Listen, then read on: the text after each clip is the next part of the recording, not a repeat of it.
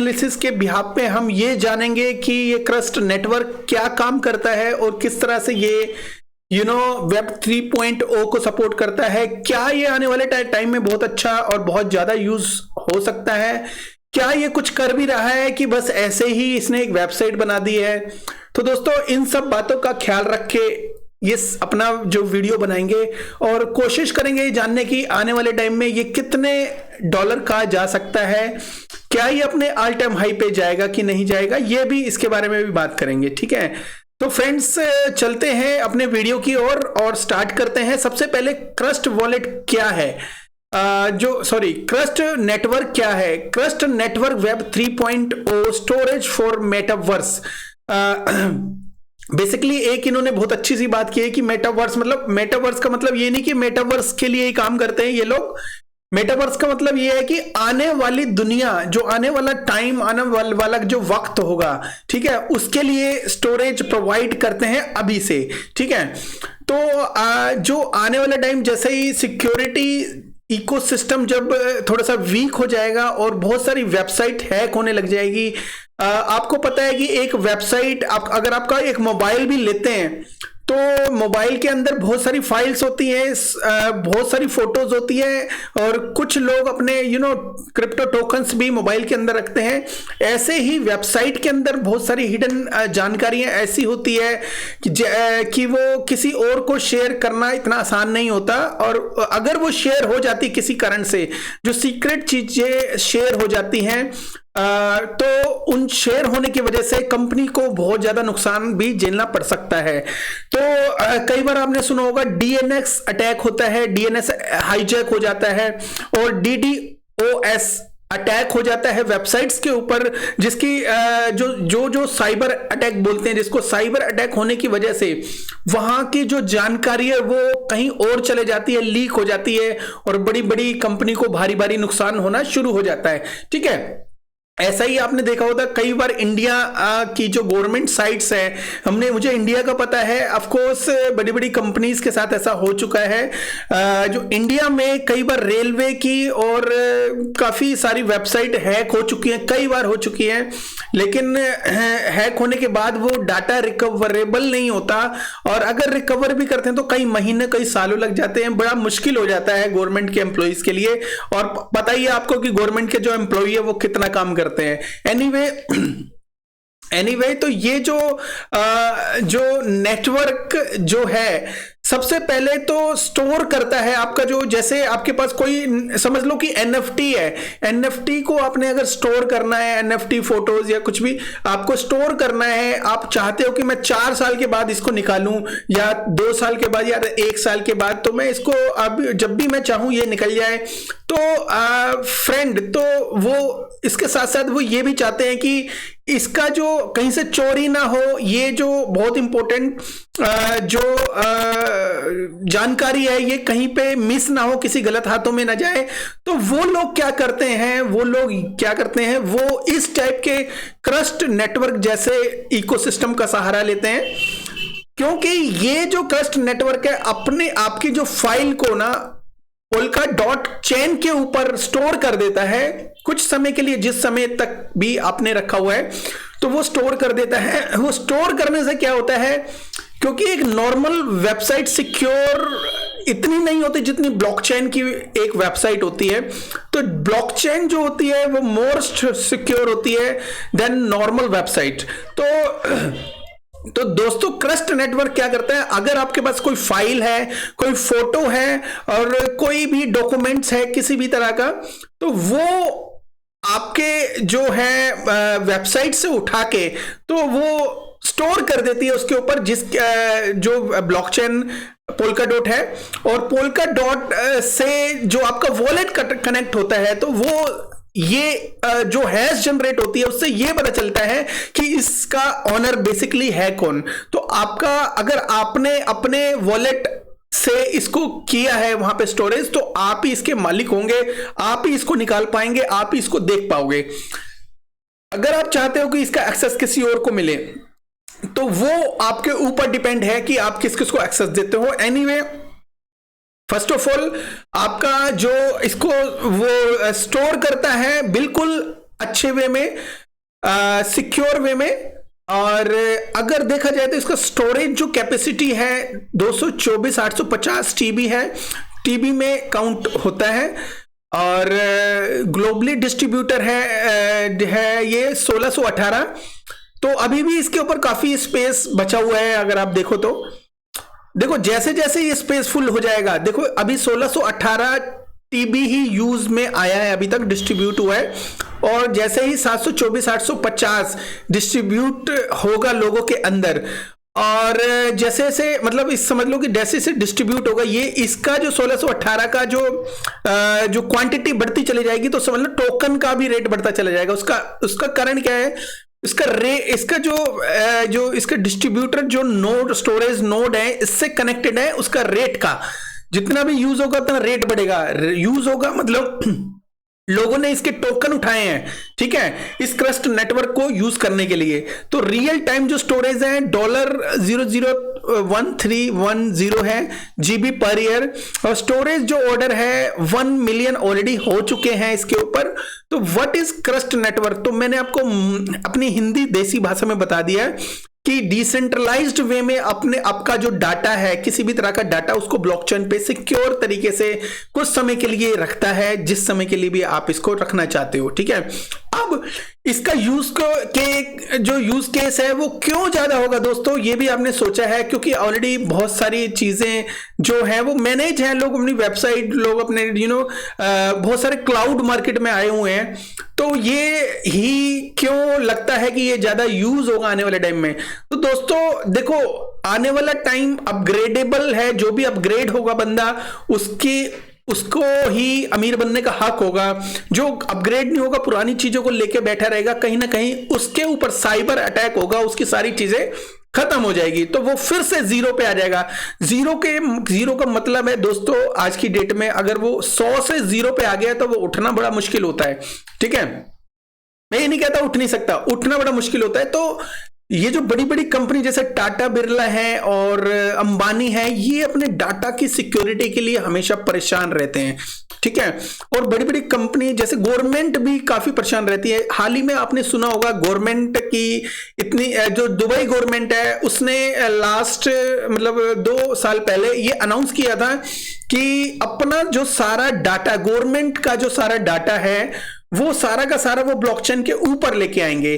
तो इसका मतलब यही है कि जब वो ब्लॉकचेन के ऊपर लेके आएंगे तो एक मिडिल नेटवर्क की जरूरत होगी उनको, और वो जो नेटवर्क है वो हेल्प करेगा, वो नेटवर्क उनके सारे डॉक्यूमेंट्स को उनके ऑफिशियल वेबसाइट या ऑफिशियल स्टोरेज या उनकी क्लाउड स्टोरेज से डिसेंट्रलाइज्ड स्टोरेज के ऊपर लेके आने के लिए।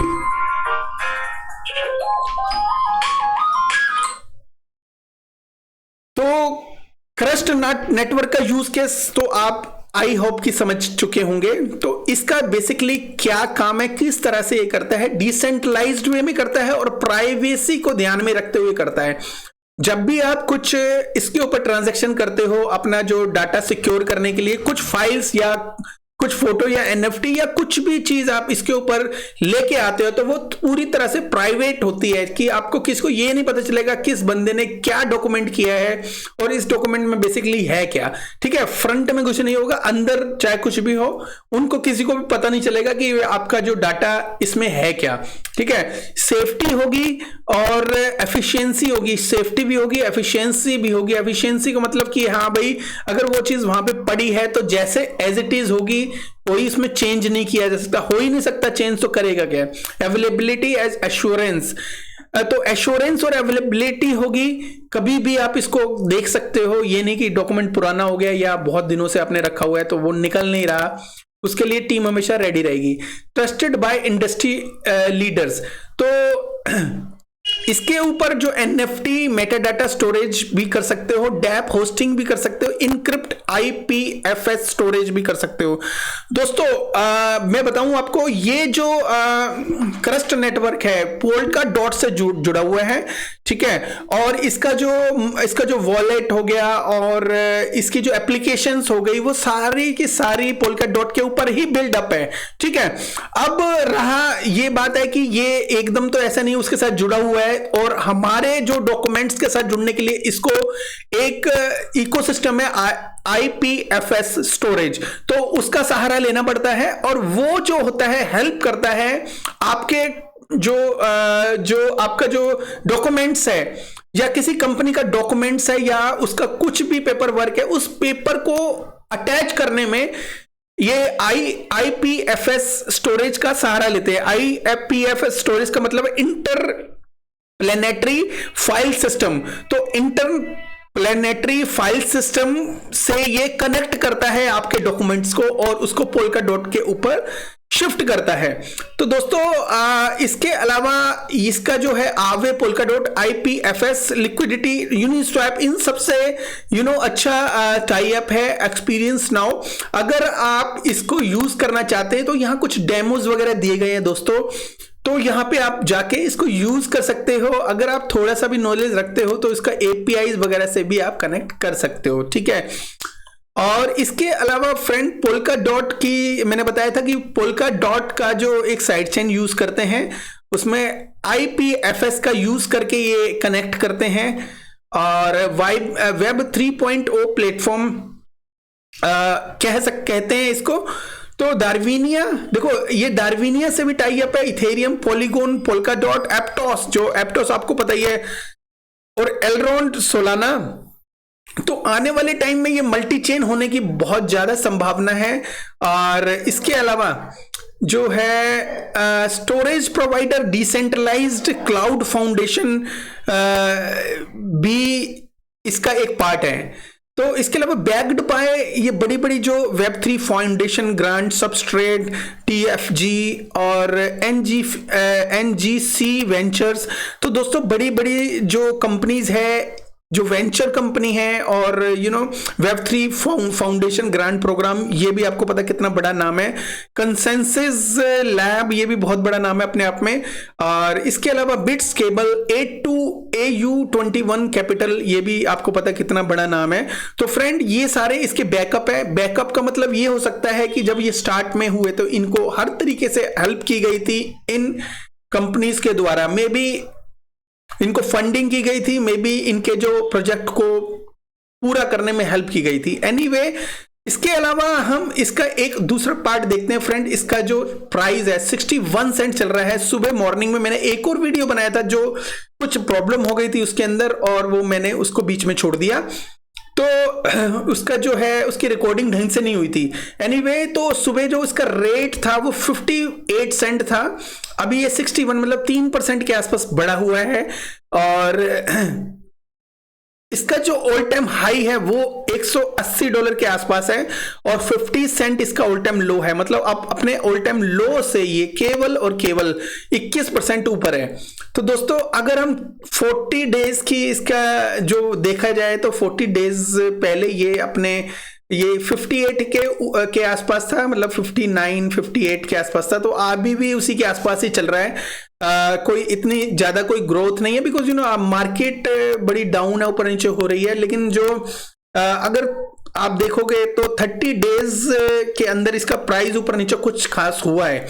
80 सेंट के ऊपर गया था, और अब ये है 60 सेंट के, मतलब 20 सेंट ये डाउन गया है अपने जो इस महीने के ऑल टाइम हाई से। और फ्रेंड अब क्या इसके अंदर ऐसी क्या चीज है जो मतलब हम कंसीडर कर सकते हैं ये बहुत अच्छा जा सकता है। तो दोस्तों फर्स्ट ऑफ ऑल देखते हैं इसकी जो मार्केट कैप है। सुबह 9 मिलियन थी, अभी 10 मिलियन के आसपास चल रही है। और जो सर्कुलेशन सप्लाई है 16 मिलियन के आसपास है, मतलब 25 मिलियन इसका टोटल सप्लाई दिखा रहा है, तो 16 मिलियन ठीक ठाक सर्कुलेशन भी है। और अगर इसका टोटल सप्लाई काफी कम है, मैक्सिमम दिखाई नहीं गई इसके ऊपर, तो हमें पता नहीं, हो सकता फ्यूचर में मिंट इकोसिस्टम का यूज करें, ठीक है। एनीवे, तो अब देखते हैं इसके अलावा तो प्राइस ठीक ठाक है अपनी टोटल सप्लाई के हिसाब से। दो क्रस्ट जो है वेब 3.0 डिसेंट्रलाइज क्लाउड इकोसिस्टम जो है इंक्रिप्ट करता है replace access data over IPFS anywhere, मतलब किसी भी जगह वो IPFS के हिसाब को यूज करके आपका डाटा को सिक्योर और एक्सेसिबल बनाता है। तो अब देखते हैं दोस्तों इसकी पार्टनरशिप वगैरह है वो किन किन कंपनियों से हुई है। देवलोग करके कोई कंपनी है उसके साथ पार्टनरशिप हुई है। रिपोर्ट्स दिए इन्होंने, इनके दो देव ने है। और क्रस्ट का जो WWEB3 ओथ के साथ इनकी पार्टनरशिप हुई है। और इसके अलावा और भी कुछ देखते हैं। जो इसकी जो पार्टनरशिप हुई है क्रस्ट की पोल्काडॉट और कुसामा से हुई है। और भी कुछ देखने की कोशिश करते हैं। इनकी वीकली रिपोर्ट्स तो हर महीने यहाँ पे रिलीज होती रहती है। इसके अलावा इनकी वनलैंड से हुई है। और मी 400 इससे भी पार्टनरशिप हुई है, 4DO करके हैं। और इसके अलावा एप्टोस से, एप्टोस अपने आप में बहुत बड़ा नाम है और इससे भी इसकी पार्टनरशिप हुई है ऑलरेडी। और गियर इकोसिस्टम से भी इसकी पार्टनरशिप है। और इसके अलावा पोस्ट थ्रेड के साथ भी इनकी पार्टनरशिप ऑलरेडी हो चुकी है। ये सब 2022 की पार्टनरशिप है फ्रेंड्स। और क्रस्ट का जो ऑन फिनैलिटी भी इनके साथ पार्टनर्ड है ऑलरेडी। और इसके अलावा मेटा मिरर इनके साथ पार्टनरशिप है। तो ऐसी बहुत सारी कंपनी है जो जिनके साथ इनकी पार्टनरशिप है। इनमें से इक्विलिब्रियम के साथ भी पार्टनरशिप है। बिवेयर लैब्स, नेटवर्क, क्रस्ट यहाँ पे नेटवर्क दिखा रहे हैं तो इनके साथ भी पार्टनरशिप है ऑलरेडी। और इसके अलावा क्रैब के साथ जो एक्सियम करके क्रैब जो डार्विनिया इकोसिस्टम का जो क्रैब टोकन है, क्रैब इकोसिस्टम है, उसके साथ भी पार्टनरशिप है। देखिए USD ओक नेटवर्क के साथ भी है। मतलब पोल्काडॉट के ऊपर बहुत सारे जो नेटवर्क है उनके साथ इनकी पार्टनरशिप ऑलरेडी हो चुकी है। तो दोस्तों तो इसके अलावा और ये सारी इंफॉर्मेशन जो है ये हम इसके मीडियम पे देख सकते हैं। इसके अलावा अगर देखा जाए तो फ्रेंड इनका जो ट्विटर है वो भी ढंग से एक्टिव है, कोई प्रॉब्लम नहीं है, इसको फॉलो कर सकते हैं। और इसका जो बेल आइकन को प्रेस करके इसकी नोटिफिकेशन, डिसेंट्रलाइज्ड यूर डाटा। तो सिंपल है, ज्यादा समझने की, ज्यादा दिमाग लगाने की जरूरत नहीं है। डिसेंट्रलाइज यूर डाटा मतलब अपना डाटा डिसेंट्रलाइज कर सकते हो इसकी हेल्प से पोल्काडॉट के ऊपर। देखो फ्रेंड, पोल्काडॉट एक ऐसा प्लेटफॉर्म है, मैंने इथेरियम के कई वॉलेट्स और कई चीजें हैक होते हुए देखी है, लेकिन पोल्काडॉट का कोई भी इकोसिस्टम अभी तक हैकेबल नहीं है, मतलब फुली सिक्योर्ड है, मोर देन अदर चेन।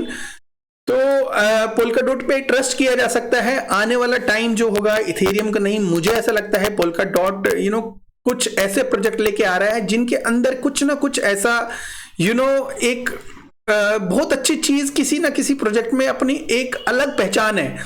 ठीक है, एक अलग यूज केस लेके आ रहा है कोई ना कोई प्रोजेक्ट जो भी उससे जुड़ रहा है, कोई नेम सर्विस लेके आ रहा है, कोई डिसेंट्रलाइज्ड जो डाटा, कोई एपीआई से रिलेटेड अपना प्रोजेक्ट लेके आ रहा है। तो बहुत ही अच्छे इकोसिस्टम के साथ कनेक्टिविटी है पोल्काडॉट की।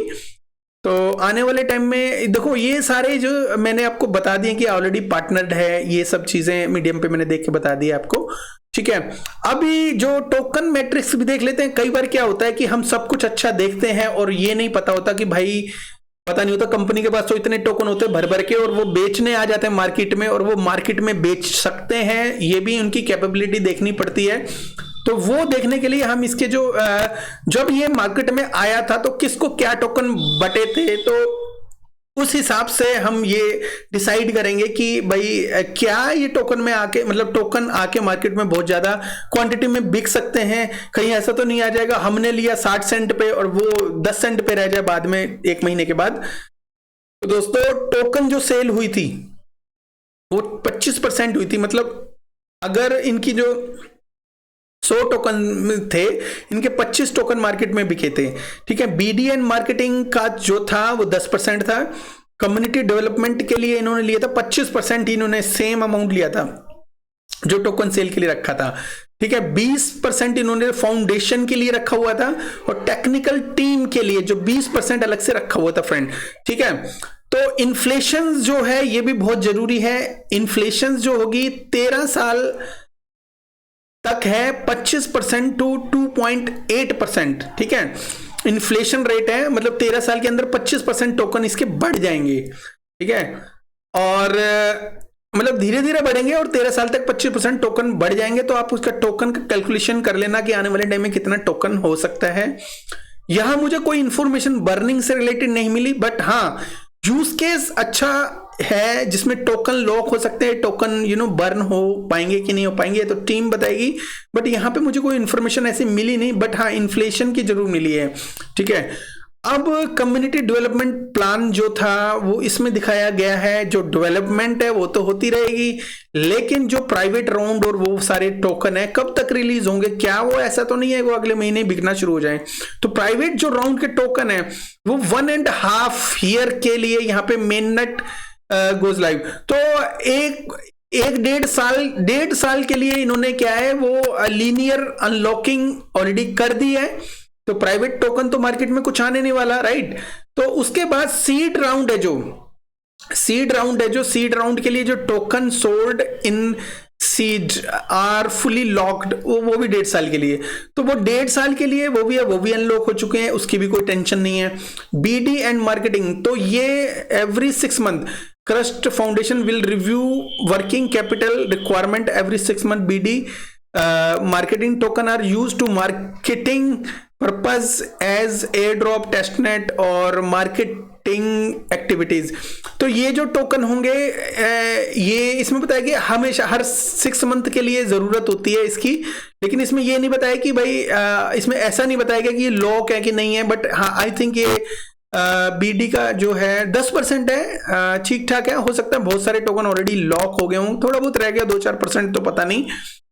तो कम्युनिटी डेवलपमेंट जो है इसका जो क्रस्ट नेटवर्क विल फाउंड जो है community development will unlocked as needed. तो ये भी जो कम्युनिटी डेवलपमेंट है ये बता दिएगा, अच्छा ये अलग है। तो कम्युनिटी डेवलपमेंट भी 6 महीने के में इसकी जरूरत पड़ती रहती है। तो ये भी कोई लॉक्ड वगैरह नहीं है दोस्तों, ये भी इनके पास ही ऑलरेडी।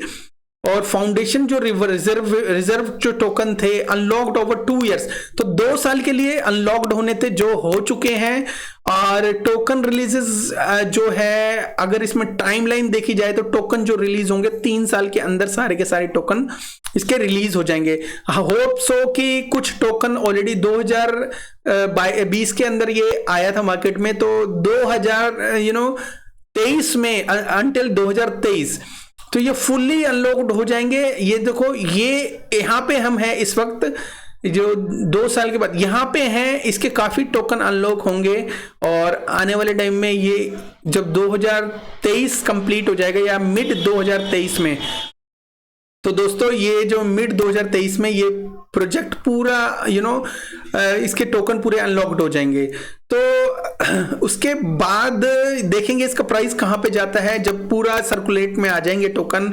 और ऑफ कोर्स थोड़ा थोड़ा इसका जो इन्फ्लेशन भी होगा, तो टोकन कुछ की क्वांटिटी थोड़ी सी बढ़ भी सकती है, बिकॉज फिक्स सप्लाई नहीं है, मैक्सिमम नहीं है, थोड़ी सी बढ़ भी सकती है। लेकिन ऑलरेडी टोटल जो सप्लाई आज की डेट में मैं देख रहा हूं अपडेटेड है कि नहीं है ये नहीं पता, बट 25 मिलियन के आसपास है, जो अपने आप में बहुत कम होती है। तो अगर बुल रन पकड़ लिया तो ये एकदम से $6 भी जा सकता है, ठीक है, बिकॉज सप्लाई मार्केट में नहीं है और यूज केस बड़ा प्यारा है, कोई दिक्कत नहीं है, ठीक है। अब इसके अलावा फ्रेंड्स देखो, अब बहुत सारी कंट्रीज हैं डिसेंट्रलाइज ब्लॉकचेन वगैरह को सपोर्ट कर रही है, राइट। तो बहुत सारी कंट्रीज कर रही है, बड़ी बड़ी कंपनीज ब्लॉकचेन के ऊपर डाटा लेके आने की सोच रही है। तो ऐसी कंडीशन में इस टाइप के नेटवर्क कहां तक अच्छे जा सकते हैं, ठीक है, इसकी डिस्कशन करते हैं। तो इसका डिस्कशन करने के लिए हमें जानना पड़ेगा कि कंपनियों के माइंड क्या चल रहे हैं। आजकल जो है जो बड़ी बड़ी कंपनी फ्यूचर ऑप्टिमिस्टिक हो रही है, और फ्यूचर ऑप्टिमिस्टिक होने के लिए वो कुछ 10 साल बाद की सोच रही है। मतलब वो ये नहीं है कि वो शॉर्ट टर्म में बहुत बड़ा करने की सोच रहे हैं कंपनीज। सबसे पहला जो डाटा है, जो डाटा से रिलेटेड जो इकोसिस्टम है, उनको स्ट्रॉन्ग करने की सोच रही है बड़ी बड़ी कंपनीज, बिकॉज डाटा के पीछे ही बहुत बड़ी चीजें होती है, साजिशें होती है और ग्रोथ होती है। कोई खत्म होता है, कोई जीता है। डाटा जो होता है किसी भी चीज के लिए बहुत इंपॉर्टेंट है, ठीक है, डाटा के बिना कुछ भी इंपॉर्टेंट नहीं है। तो अगर कोई भी बंदा है अगर बीमार भी होता है तो उसका पिछला रिकॉर्ड देखा जाता है, राइट। तो उसके हिसाब से उसकी जो उसको दवाई लिखी जाती है। तो ऐसे ही ब्लॉकचेन है, इसमें इसके साथ जो भी जुड़ना चाहता है वो सबसे पहले अपने डाटा को सिक्योर करना चाहता है। डाटा को ऐसी जगह, जैसे समझ लो कि मेरे पास मेरे नाम की एक रजिस्ट्री है, ठीक है, किसी ने वो मेरे नाम से रजिस्ट्री चुरा ली और मेरी रजिस्ट्री गुम हो गई, और या मेरी गाड़ी चुरा ली, मेरी बाइक, या मैं किसी भी चीज का कोई भी एनएफटी चुरा ली, तो वो आने वाले टाइम में लाखों की है, तो वहां पे मेरा नुकसान हो जाता है, राइट। तो इस चीज को सिक्योर करने के लिए, अपनी फाइल को, अपने डॉक्यूमेंट्स को सिक्योर करने के लिए बड़ी बड़ी कंपनी इस नेटवर्क को यूज कर सकती है आने वाले टाइम में, बिकॉज ये जो क्रस्ट नेटवर्क है one of the secure blockchain को यूज करता है, जिसका नाम है पोल्का डॉट। तो पोल्का डॉट के ऊपर इनकी एप्लीकेशन, हाँ, इनका एक वॉलेट भी है जो भी पोल्का डॉट से रिलेटेड हो सकता है, वो कनेक्ट होगा पोल्का डॉट से, तो इनके जो टोकन वहां पे यूज होंगे। और बड़ी बड़ी कंपनी जिनके साथ इनकी पार्टनरशिप होगी, तो वो क्या कर सकते हैं, वो इस कंपनी के साथ पार्टनरशिप करेंगे। अगर पॉसिबल हुआ तो कुछ कंपनीज सब कुछ लिखती हैं लेकिन वर्क नहीं हो पाता उस लेवल का, तो अप्रोच नहीं कर पाते बड़ी बड़ी कंपनी को, जिस वजह से पार्टनरशिप रुक जाती है, नहीं हो पाती। लेकिन अगर हुई तो पॉजिटिव बात ये होगी कि टोकन वो बहुत ज्यादा क्वांटिटी में मार्केट से बाय किए जाएंगे। जब टोकन मार्केट से बाय किए जाएंगे तो वो टोकन को यूज किया जाएगा अपने डॉक्यूमेंट्स को सिक्योर करने के लिए। जब वो डॉक्यूमेंट सिक्योर हो जाएंगे तो ये यूज केस ऐसे ही प्रोग्रेस करता चला जाएगा, और ये जो नेटवर्क है इसका जो टोकन है उसका रेट बढ़ता चला जाएगा, ठीक है।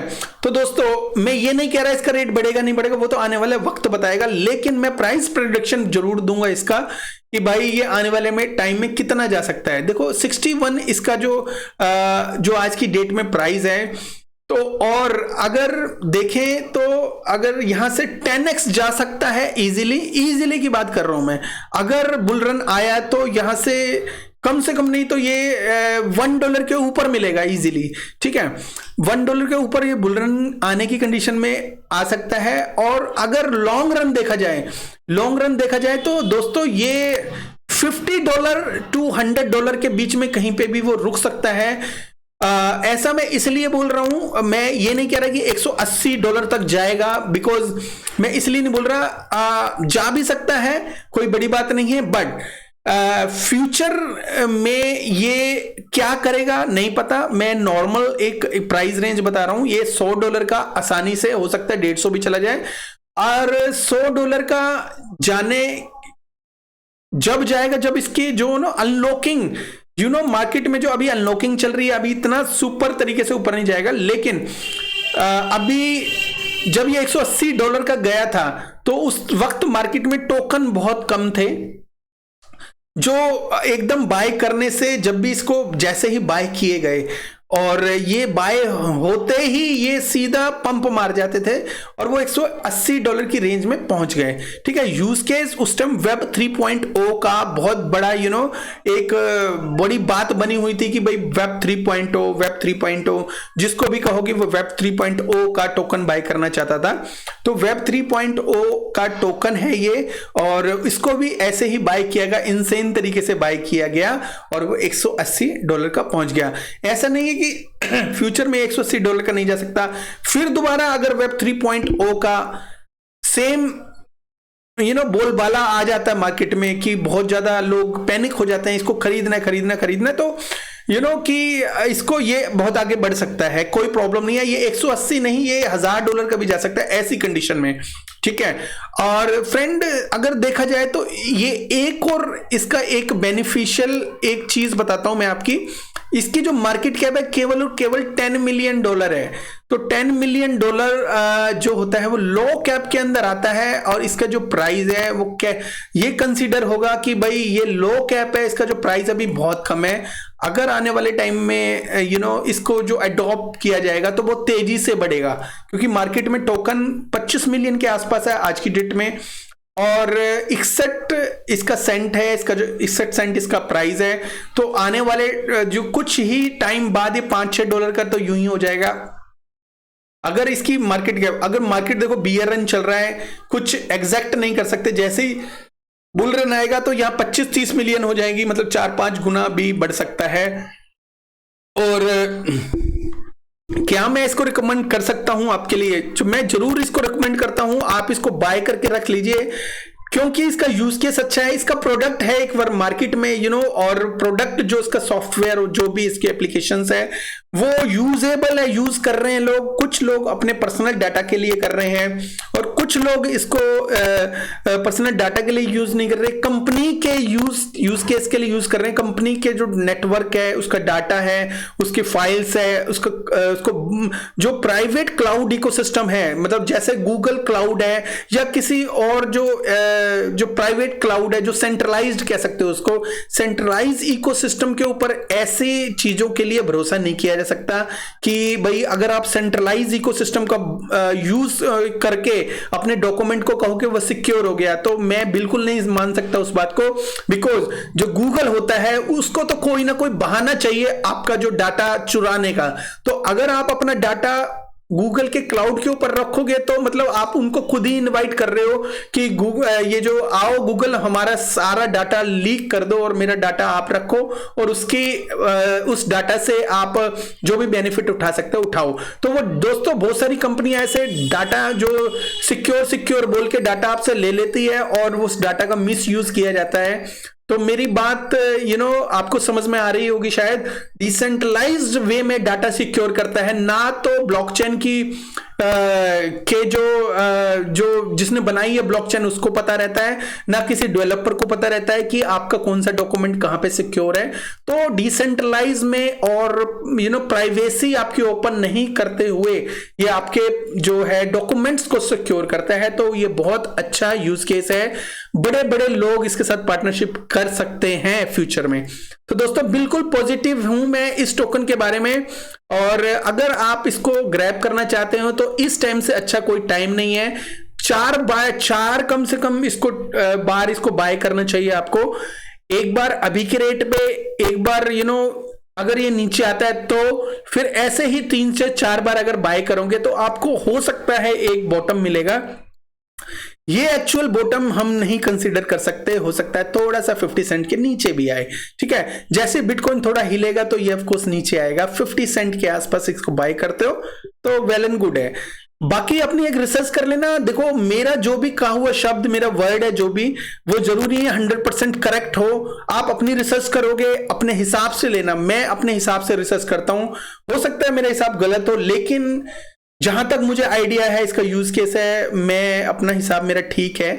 बाकी आप अपनी रिसर्च करने के बाद ही टोकन को बाय करना, क्योंकि मैं बाय करने की सलाह नहीं देता, बट मैं ये कहता हूं कि मेरे पास अगर पैसा होता तो मैं जरूर बाय करता। चलो, thank you very much, have a good one, take care, bye bye. इस नेटवर्क के रिलेटेड अगर कोई भी समस्या आती है, समझ में नहीं आता, तो प्लीज आप मेरे टेलीग्राम को भी ज्वाइन कर सकते हो, उसके अंदर हम डिस्कशन कर सकते हैं इसके बारे में। और thank you so much, have a good one, take care, bye bye.